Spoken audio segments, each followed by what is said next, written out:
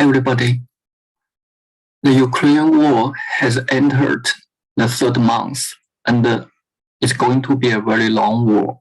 So, which countries are going to benefit from this war, and which countries are going to suffer from this war?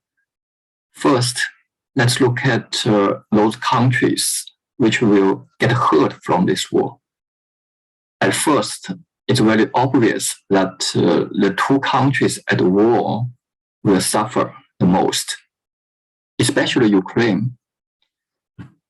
According to the IMF, Ukraine's GDP this year will contract by 37.5%.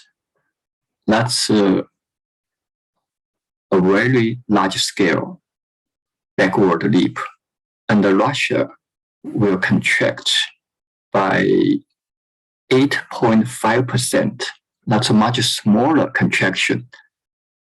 In addition, because the war is happening inside Ukraine, so Ukraine's facilities will be damaged. So we can say the loss for Ukraine is colossal. But fortunately, according to previous examples, after the war, if after the peace is achieved, Ukraine's economy will recover very fast. Also, due to the international aid. So how about other countries? The countries also will suffer are those countries which will import energy and grain, and those countries which depend on Ukraine and especially Russia. If their economies depend on a lot of Russia, their economies will also suffer.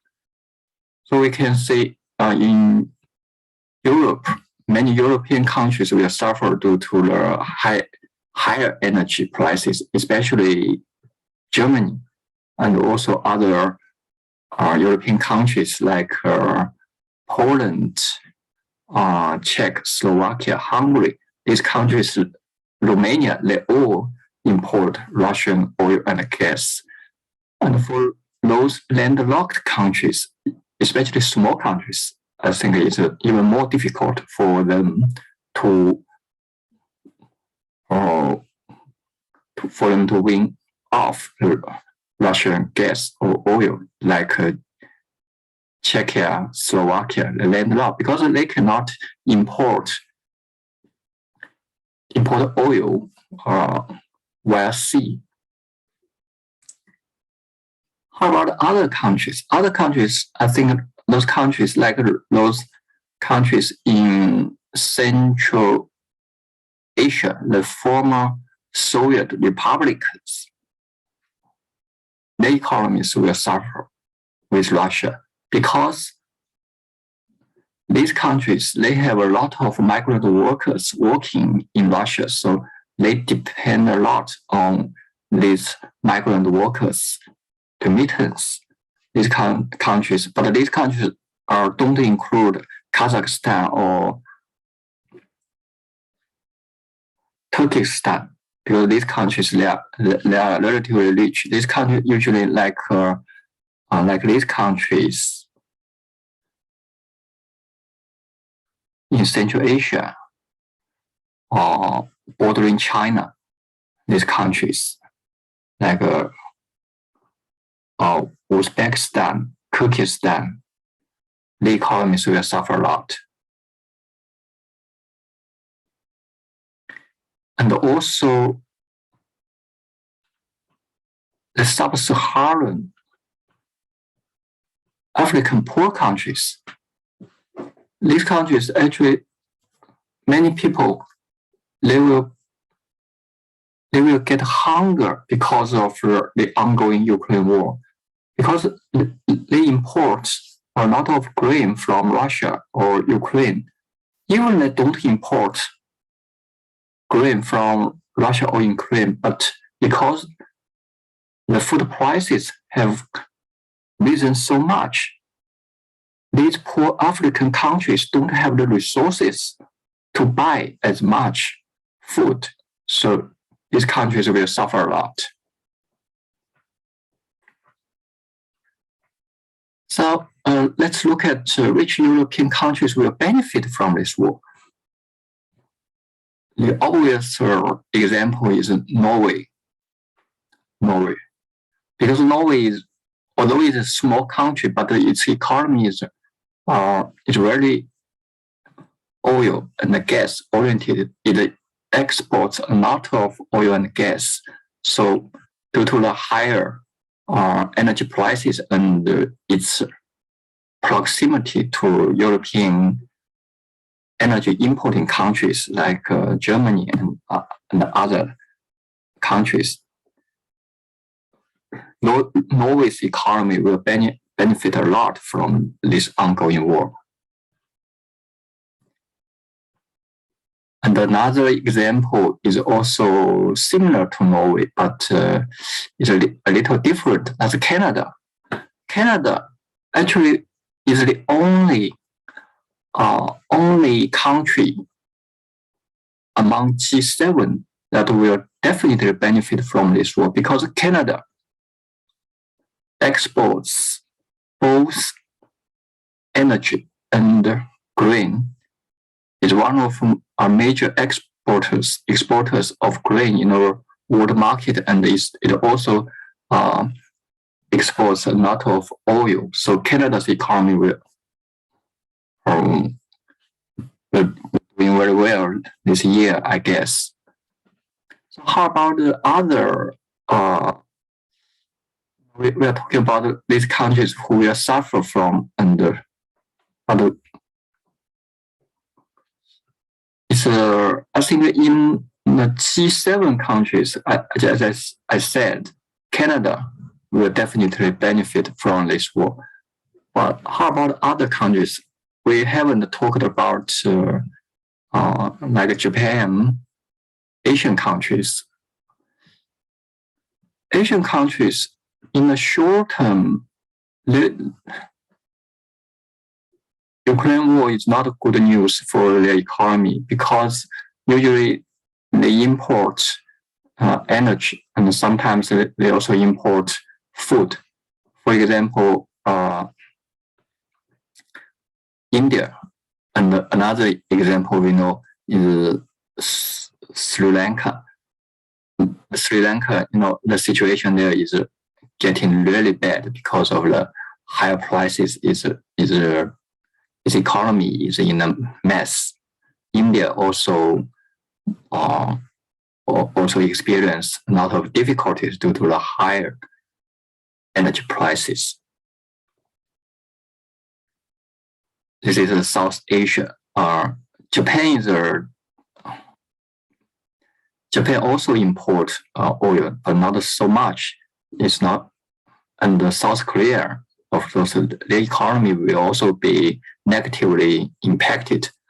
Let's look at another major energy exporting region. That's the major region, actually. That's like Gulf nations. Gulf nations, plus Iraq, Iran, and another country in Latin America, that's Venezuela.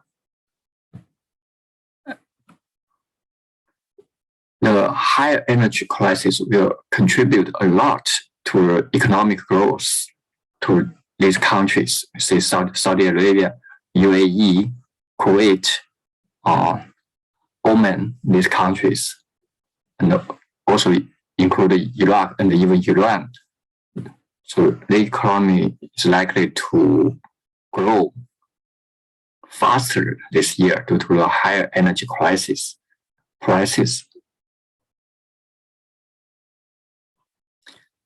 Now let's talk about the G2, the biggest two economies in the world, China and the US. The stories for these two countries are a little more complicated. In the short term, the Ukraine war is bad news for China. because China is the biggest trading partner for both countries. These two countries are at war. It will hurt China's investment there, and it will also hurt China's trade relationship with them. However, on the other side, because the West is sanctioning Russia, but China refuses to sanction Russia, Russia's economy and the trade now is more oriented towards China. So to some extent, China's economy will be compensated by this increase in Sino-Russian trade.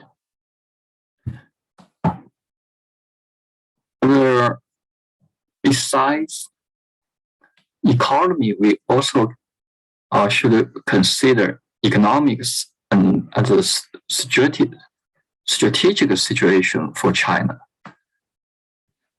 For the long term, this war may be not good news for the communist China, because now we entered the new Cold War era. China and Russia are allies. So China doesn't want to see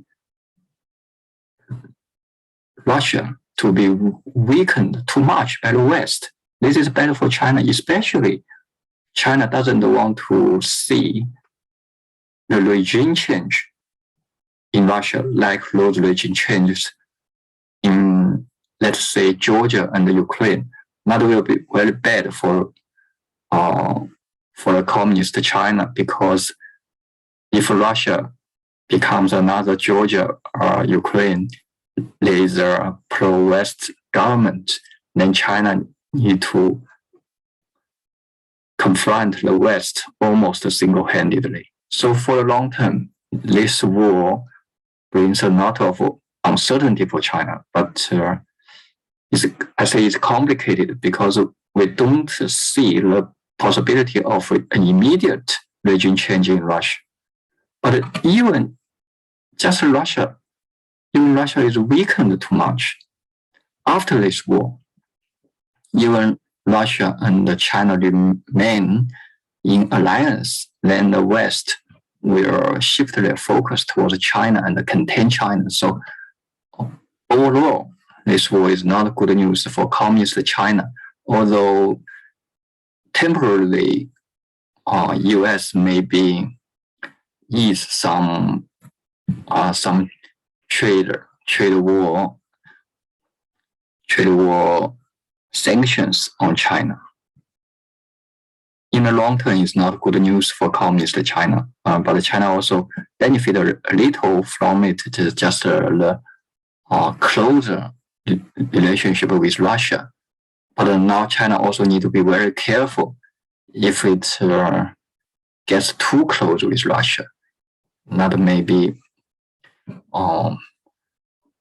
not cause very good reaction from the West.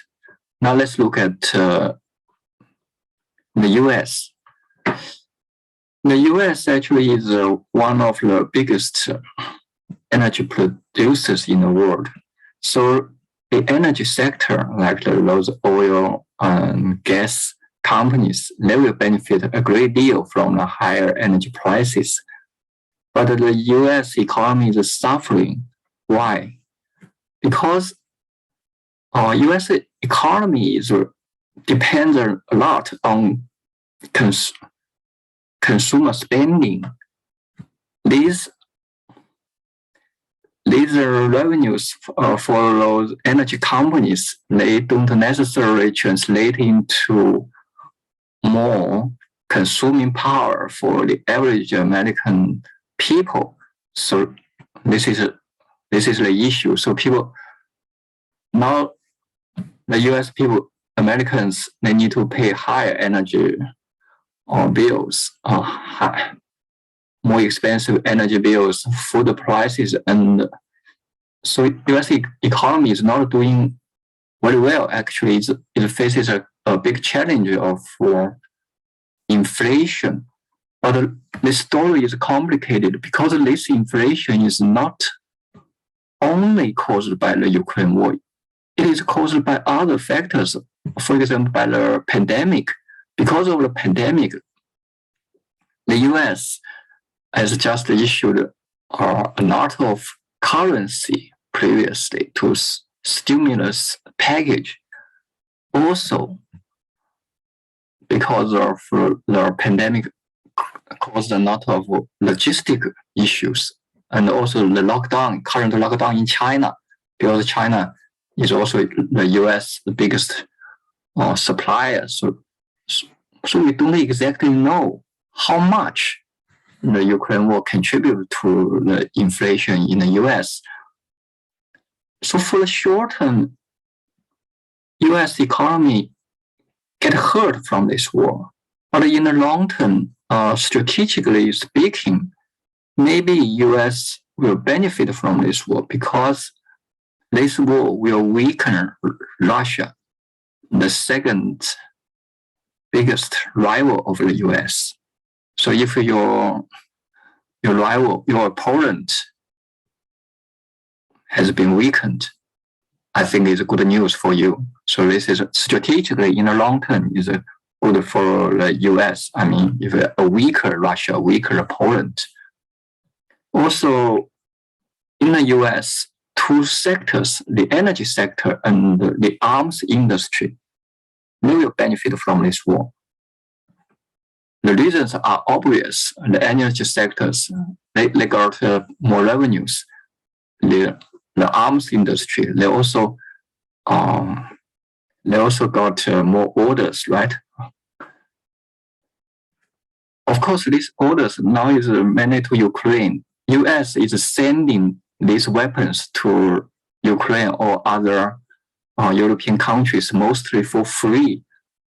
But for these companies, these arms companies, they are making more profits.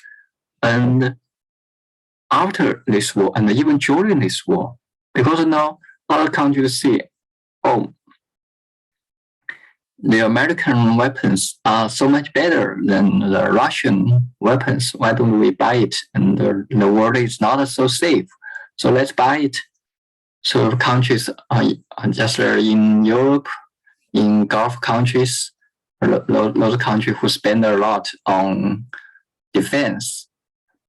This is very good news for the US arms industry, right? Okay, just I need to say there is a lot of uncertainties for this war. It's going to last. It's probably will end in kind of stalemate like Cyprus or like Kashmir. I mean, Ukraine and Russia are likely to remain long-term rivalries like Turkey and Greece or India and Pakistan. So this is a long-term war or rivalry.